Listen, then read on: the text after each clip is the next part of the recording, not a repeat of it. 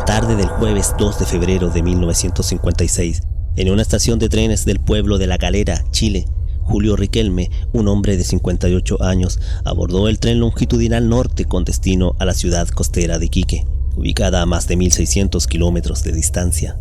El motivo de su viaje, asistir al bautizo de uno de sus nietos. 3 días después, el tren arribaba a su destino, pero luego de que descendieran de este todos los pasajeros, los familiares que esperaban a Julio Riquelme cayeron en la cuenta que él no se hallaba a bordo de la máquina. Luego de no obtener respuestas sobre su paradero y comprobando que el hombre sí se había embarcado en dicho viaje, tuvieron que aceptar el hecho que, en extrañas circunstancias, este había desaparecido.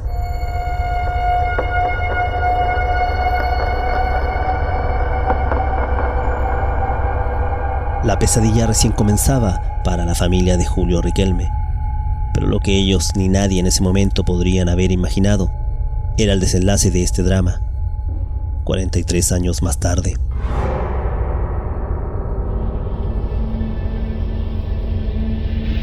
Bienvenidos a un nuevo encuentro en este universo extravagante.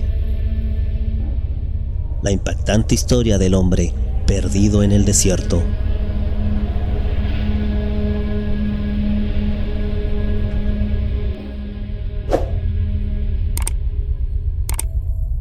A través de los años, la historia de Julio Riquelme fue adquiriendo la mayoría de ingredientes que un buen guión de misterio debiera tener, incluido, luego de 4 décadas sin respuestas, un desenlace impactante.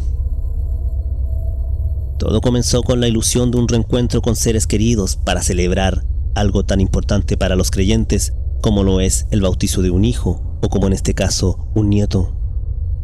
Aquella tarde de febrero de 1956, Julio Riquelme, a la hora señalada, realizaba un transbordo en la estación de trenes de La Calera.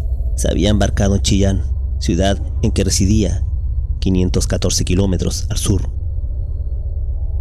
Ocupó uno de los asientos de tercera clase del tren longitudinal norte. Consigo llevaba una maleta y algo de comida, pues el viaje duraba 3 días, con sus respectivas noches, abarcando una distancia de más de 1.600 kilómetros, en su mayoría surcado por los inhóspitos paisajes del desierto de Atacama. Al arribar el tren a la ciudad de Iquique, los familiares que fueron a esperar a Riquelme a la estación, luego de buscarlo por un buen rato, solo hallaron restos de su equipaje. Tras hacer las debidas averiguaciones, se enteraron que la última vez que fue visto fue en uno de los vagones del tren, cerca de la estación Los Vientos, 100 kilómetros al sur de la ciudad de Antofagasta, prácticamente a mitad de recorrido. Se habló entonces de esta estación, en la que el ferrocarril se abastecía de agua, un lugar cuyo nombre se debía a las continuas ventoleras que lo azotaban, tan fuertes que a cualquiera que descendiera allí le costaba mantenerse en pie. Un lugar que en su época fue comparado con el mismísimo infierno, por lo abrasador del aire que allí se respiraba. Desde entonces se creó toda una leyenda alrededor de esta desaparición, con teorías de diversa naturaleza, entre las que se contaban una fuga tras el robo al banco en que Riquelme trabajaba, un trastorno mental, asesinato o un posible suicidio. Pero estos supuestos terminaron en solo eso, y sin nuevas pistas que arrojaran alguna respuesta. Con el pasar de los años terminó todo en el olvido, hasta que en enero de 1999, en un baño del aeropuerto Cerro Moreno de Antofagasta, el carabinero de guardia, el cabo Ricardo Fuentes, encontró a un costado del lavamanos un sobre grande blanco, sellado con wincha café de embalaje. Por el peso de este y por la textura metálica de algunos objetos que palpó en su interior, el policía se asustó, ya que imaginó que podría tratarse de una bomba. Con sumo cuidado lo llevó hasta el aparato de rayos X en la zona de embarque de pasajeros y pidió que por favor lo revisaran. Luego de comprobarse que no era tal, se procedió a la abertura del sobre, hallando en su interior el siguiente contenido: un reloj, una lapicera Parker, un anillo, una chequera, llaves oxidadas, sujetadores laterales de anteojos, un par de cristales ópticos, un destapador de botellas, un cortaplumas pequeño, 2 gomas de borrar y una billetera de cuero de color café. El paquete incluía también billetes, documentos de identidad, unos documentos del Partido Radical y del Deportivo Progreso de Chillán, fotografías familiares, tarjetas de bautizo, un contrato de trabajo del Banco del Estado y una nota manuscrita en inglés que decía: todos estos objetos fueron encontrados en el desierto de Atacama junto a un esqueleto humano tendido de cara al sol. Además, en la nota se indicaban las coordenadas precisas del hallazgo. Lo situaba a 100 kilómetros al sur de Antofagasta y dibujaba la posición del cuerpo. El nombre que figuraba en todos los documentos hallados en el sobre era el de Julio Riquelme Ramírez.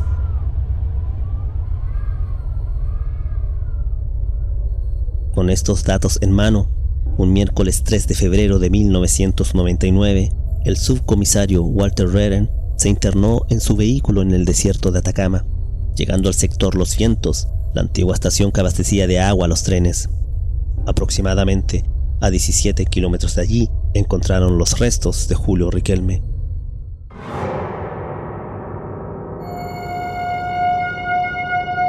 De espalda, con las cuencas vacías en dirección al sol, y aún, hasta ese día, con un pie sosteniendo su sombrero.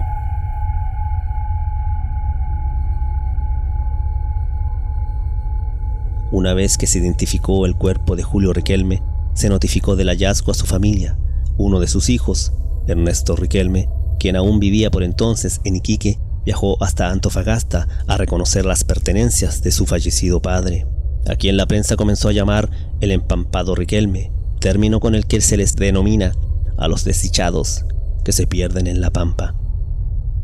Luego de este extraordinario acontecimiento, el misterio en torno a la desaparición de Julio Riquelme tomó un nuevo rumbo, con nuevas interrogantes de cómo y por qué este hombre fue a terminar en uno de los lugares más inhóspitos del planeta.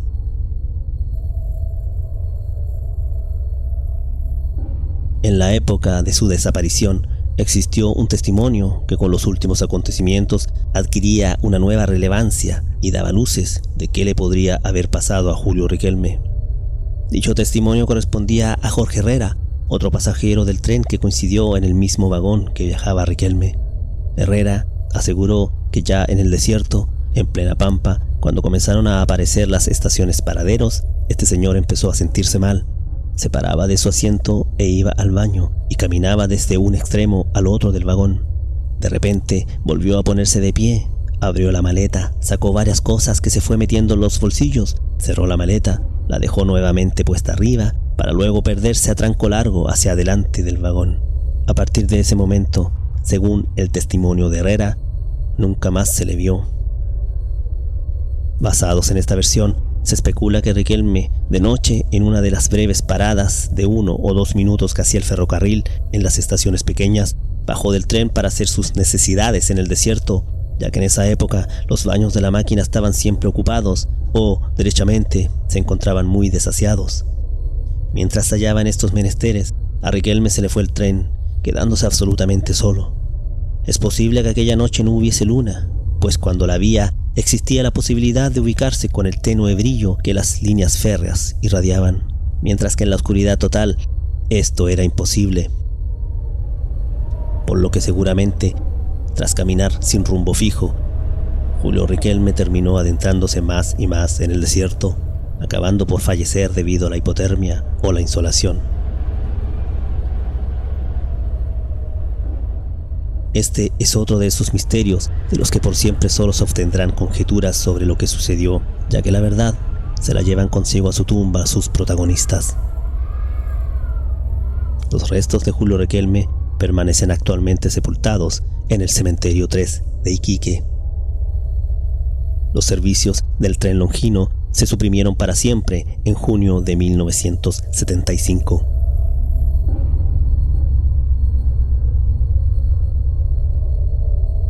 Si este relato fue de tu agrado, suscríbete y activa las notificaciones, ya que estoy subiendo regularmente videos al canal. Tu suscripción sería de gran ayuda para seguir trabajando en ellos.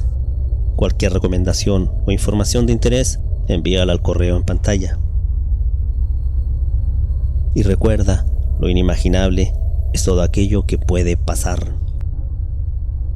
Hasta un próximo encuentro extravagante.